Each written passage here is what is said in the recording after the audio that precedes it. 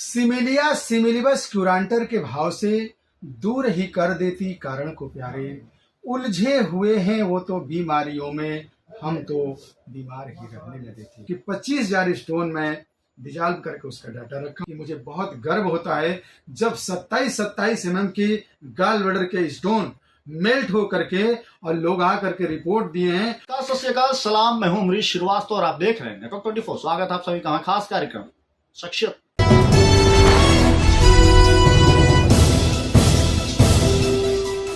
तो जैसे कि आप जानते हैं, शख्सियत में हम आपको उन चेहरों से रूबरू कराते हैं जो समाज में एक अलग स्थान रखते हैं, उनका एक अलग ओहदा होता है।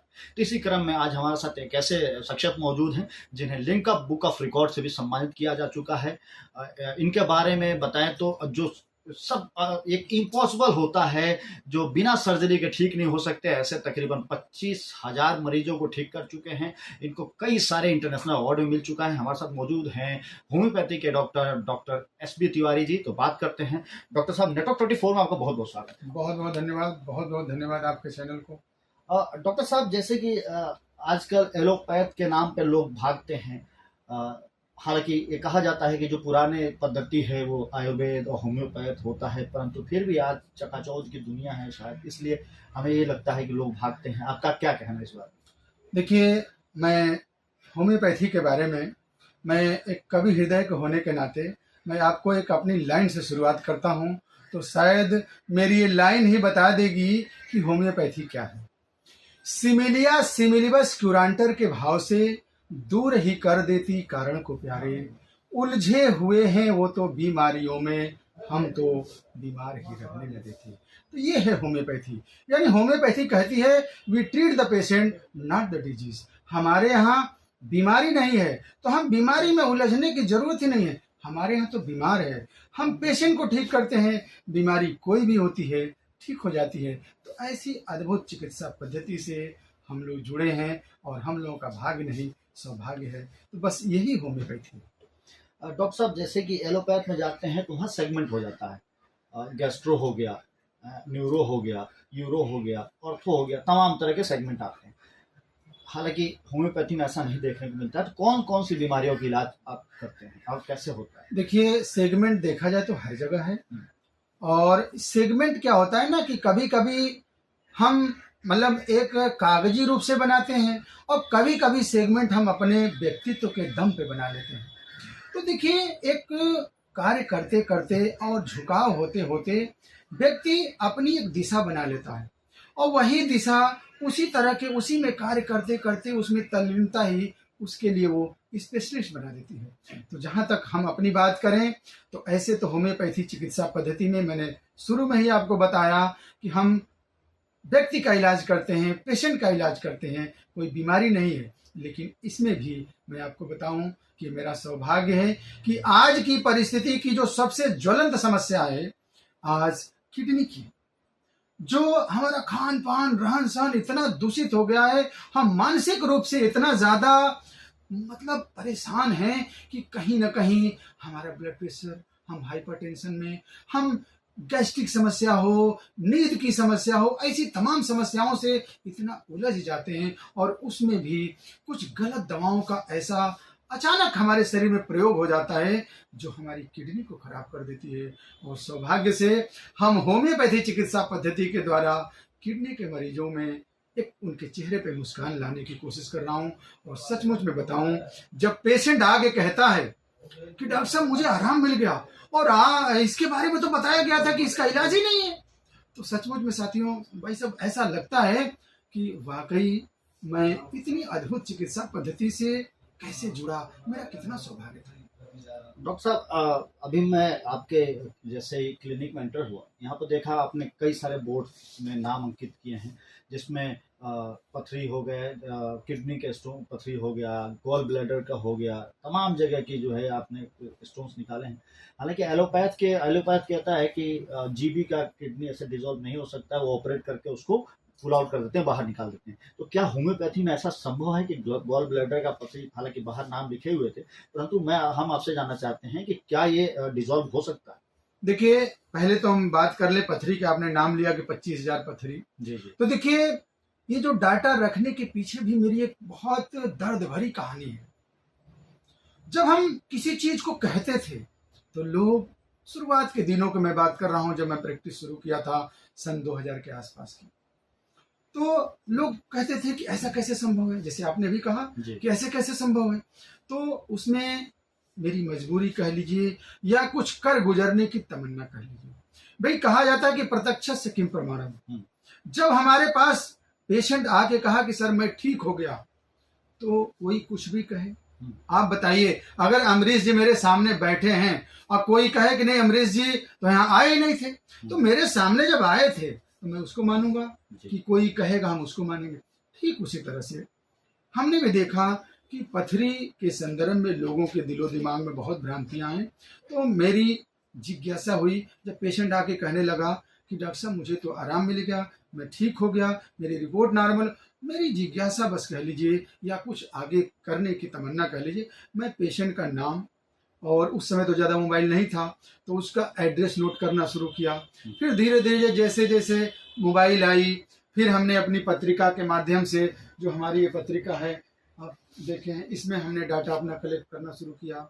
इस तरह से मैंने डाटा करते करते करते, और मैं हर साल, मैं आपको बताऊं, मैं हर साल खुद से ही अपना प्रतिद्वंदिता करता हूं और कहता हूं कि इस साल यार, ऐसे तो देखिए ये भी एक वो है कि हम इतने लोगों को बीमार सोचें, लेकिन नहीं, ये तो मेरे बस में नहीं है कि हम किसी को बीमार होने से रोक दें, लेकिन जो हो गया उसको तो ठीक करने का ये अधिकार ईश्वर ने मुझे दिया है। तो मैं खुद से ही अपना चैलेंज करता हूं कि आज इस साल मुझे इतने लोगों को ठीक करना है और मेरा डाटा उससे ज्यादा मेंटेन होना चाहिए, तब तो आकर्षण है। तो मैं उस आकर्षण को बनाने के लिए मैं डाटा करता हूं, और आज आपको बताऊं कि 25,000 स्टोन मैं डिजॉल्व करके उसका डाटा रखा हूं, जिसे आप मेरे क्लिनिक में घुसते ही देखे होंगे। रही बात आपकी कि गॉल ब्लैडर स्टोन की, गॉल ब्लैडर स्टोन में मैं ईमानदारी से आपके चैनल के माध्यम से दर्शकों को बताना चाहता हूं कि मैं सारे गॉल ब्लैडर के स्टोन को कभी निकालने का दावा नहीं करता, बट जो चिकित्सा जगत में ये भ्रांतियां कायम कर दी गई हैं कि गॉल ब्लैडर के स्टोन को सही किया ही नहीं जा सकता, चाहे कैसा भी स्टोन हो। तो मैं कैसे स्टोन की बात कर रहा हूं? If the nature of stone is cholesterol that can be melted by our homeopathic medicine, but ये उस नेचर के पथरी को ही डिजॉल्व किया जा सकता। बट ये भी समस्या है, लोग सवाल करते हैं कि डॉक्टर साहब कैसे पता करेंगे? तो भाई देखिए, बगैर बायोप्सी के वो पता नहीं हो सकता। तो हम क्या करते हैं कि पेशेंट से कहते हैं भाई कुछ दिन इलाज करो। और ये भी बात है, बहुत जिम्मेदारी से मैं काम करता हूं, क्योंकि ये बहुत ही किसी के जीवन से जुड़ा हुआ सवाल है। मैं ऐसा देखता हूं कि अगर गॉल ब्लैडर उसके बहुत उस स्थिति में नहीं है, इन्फेक्शियस स्थिति में नहीं, तभी मैं उससे रिस्क लेता हूं, वरना कहता हूं कि आप जाके सर्जरी कराइए। लेकिन मैं देखता हूं कि छोटी पथरी है, लग रहा है कि इसके शरीर के कॉन्स्टिट्यूशन से ये कोलेस्ट्रॉल स्टोन हो सकता है, तो मैं मात्र 3 महीने का चांस लेता हूं। और अमरीश जी, मैं ये भी बता दूं कि मुझे बहुत गर्व होता है जब 27 mm की गॉल ब्लैडर के स्टोन मेल्ट हो करके और लोग आ करके रिपोर्ट दिए हैं। और कई बार तो ऐसा हुआ है कि डॉक्टरों ने मानने से इनकार कर दिया। 3 बार 4 बार उसकी जो है सीटी कराई गई, अल्ट्रासाउंड कराया, कलर कराया, तब जाके लोग कि नहीं अब पथरी नहीं है, तब लोगों को मानने को मजबूर होना पड़ा। तो मैं तो ये जानता हूं कि विज्ञान में अनलिमिटेड संभावनाएं हैं, बस हम अपने आप को तो तब ये जो सबसे बड़ी बात है कि क्या स्टोन दोबारा वापस आता है। और दूसरा सवाल इसी में हम जोड़ देते हैं कि आपने बोला कि the nature of stone should be cholesterol. तो आप ये बताइए कि पथरी बनती कैसे है? कोई पत्थर तो खाता नहीं होगा, तो पथरी वो अंदर बनती कैसी है? थोड़ा सा ये बहुत बचकानी सवाल है, बिल्कुल बिल्कुल बिल्कुल। देखिए, सवाल जितने बचकानी हो ना उतने आनंद वाला होता है। और ये सवाल आपका आपके भाव को दिखाता है कि आप कितना गहराई में जानना। ये आप बहुत छोटा सवाल नहीं कर रहे हैं, ये दर्शकों के लिए बहुत बड़ी चीज दे रहे हैं।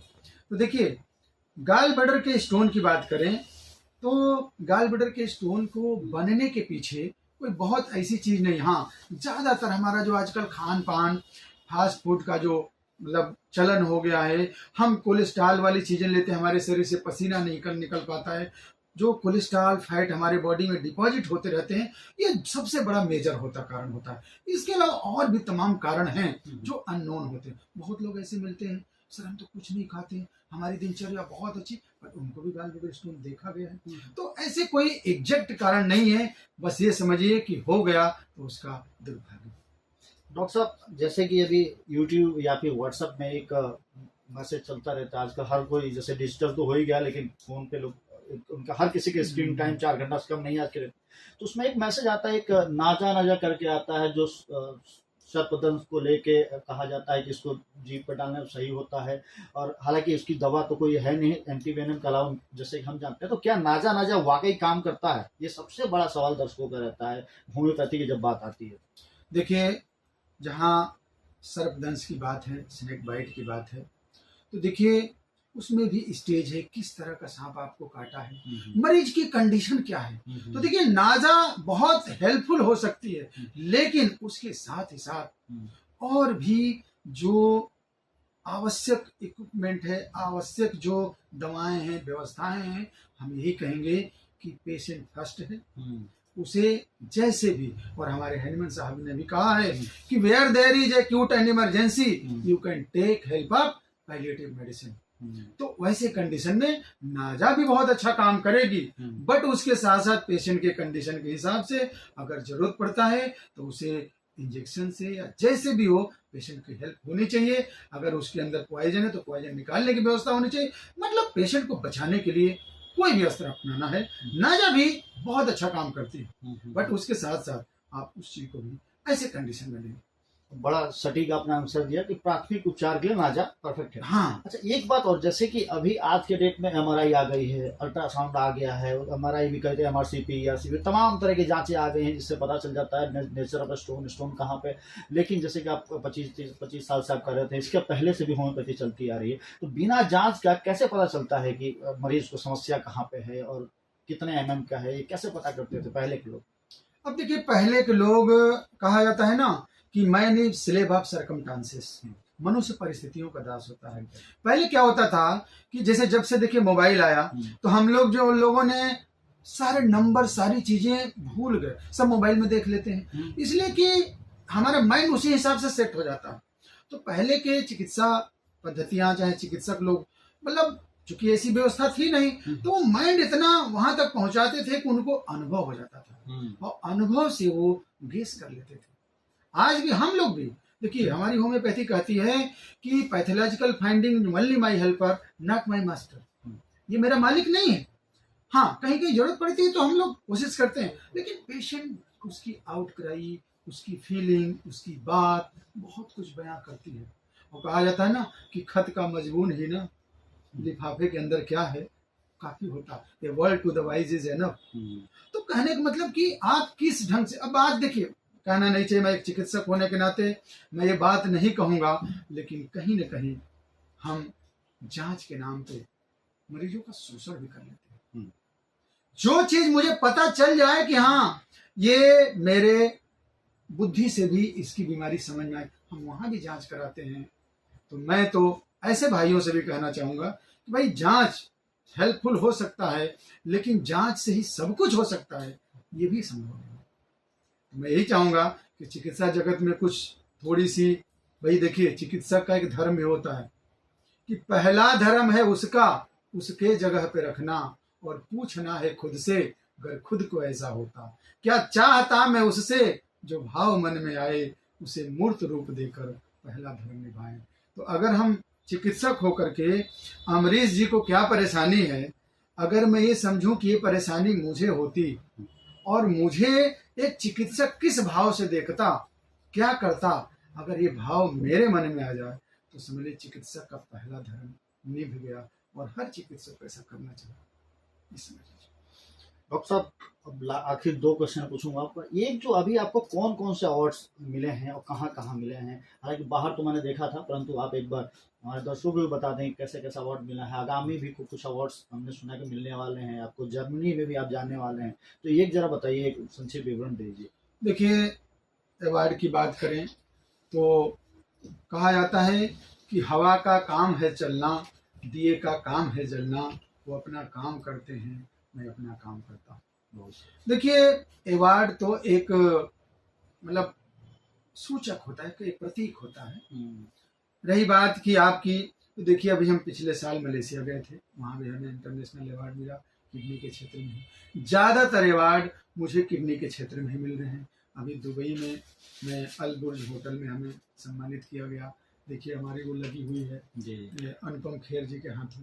जी। इसके अलावा अभी अभी हम जो है अंडमान निकोबार में भी हमें किडनी के क्षेत्र में, और ऐसे कई भी अभी अवार्ड हमको 10 फरवरी को ये हैनमन साहब का जन्मदिन है, उसके उनके जन्मदिन पे जर्मनी में मिशिगन सिटी में जहाँ हैनमन साहब की जन्मस्थली है, वहाँ पे अवार्ड होने की मुझे मतलब जानकारी प्राप्त हुई है।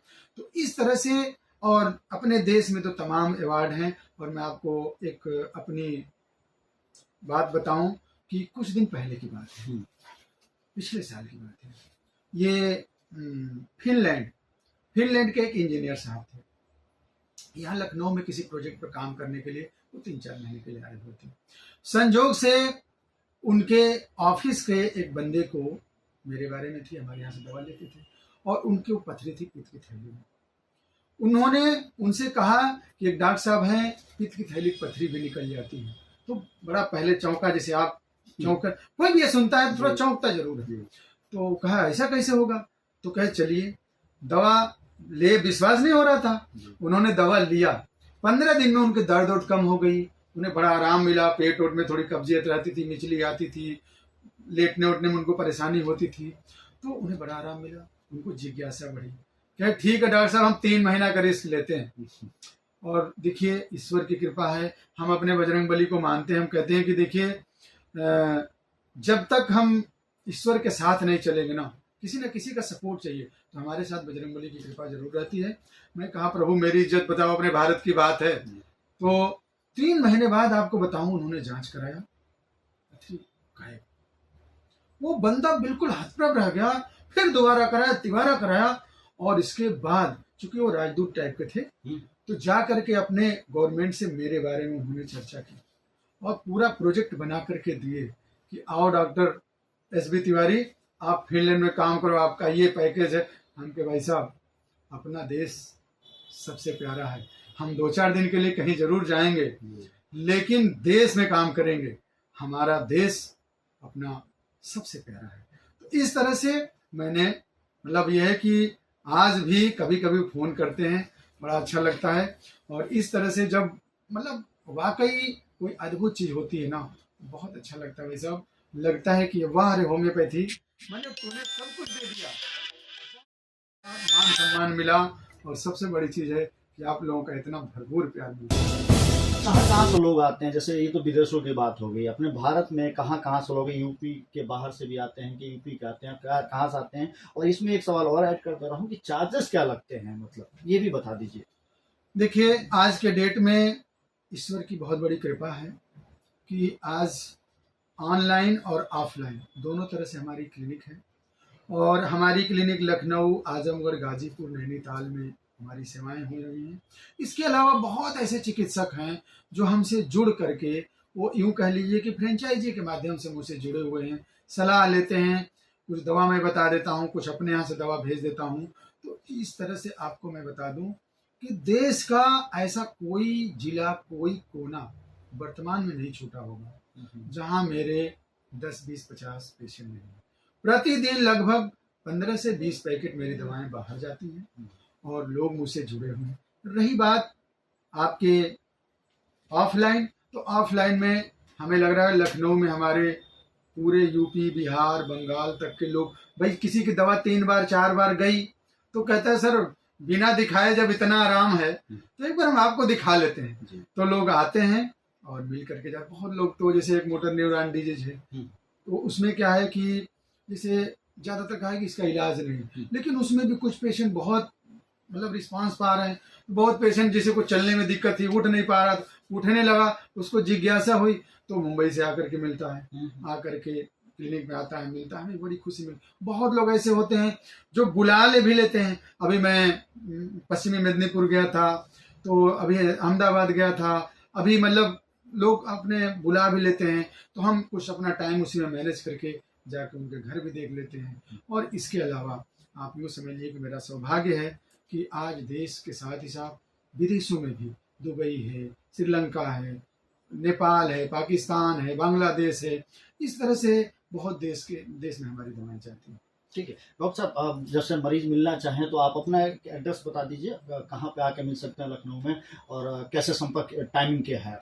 देखिए, लखनऊ में हमारी जो क्लिनिक है ठीक मटियारी चौराहे पे होटल मिलेनिया के बगल में कल्याणम होम्योपैथी के नाम से है, जहां मैं सोमवार से शुक्रवार सुबह 10 बजे से 2 बजे तक और शाम को 4 बजे से 9 बजे तक सेवा देता हूं।